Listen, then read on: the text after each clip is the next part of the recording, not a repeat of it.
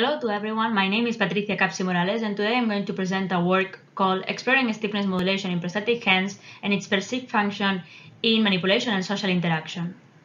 Human hands usually interact with many objects but also with different environmental conditions, so we are used to have very powerful grasp but also be able to do very precise actions and also socially interact with other humans but also with ourselves as well.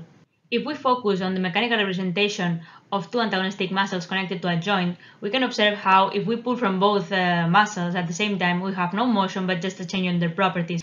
Indeed, this is known as co-contraction, which occurs whether voluntarily or involuntarily as a physiological reflex towards different conditions. The question is, can this be also applied in prosthetics?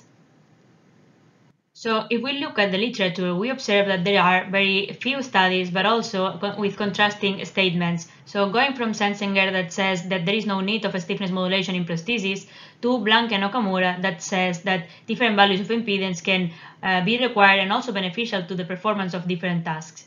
Indeed, different behaviors can be found in prosthetic hands by tuning the proportional gain of the motor controller. So here you have an example of a low stiffness and high stiffness behavior of the same device by applying an external perturbation. It seems that the main problem here is to find the correct decoding of the commands from the user.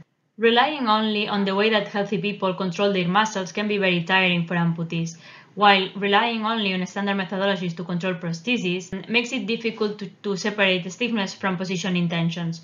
So our approach tries to use the same hardware while providing the user with two outputs, one for position intentions with proportional velocity control, including a finite state machine that is capable to detect co-contraction and reject it as a position command, while providing the user also with a stiffness control proportional to the coactivation of their muscles. To do so, we provide the algorithm with two different variables, one related with the stiffness control and one related with the contraction detection in order to include this variable inside of the finite state machine. Finally, we conduct an experiment with a prosthesis user executing 6 different activities of daily living with 3 different control strategies. Encouraging results suggest that the prosthesis user prefers variable stiffness control because of its adaptability towards many conditions in different activities.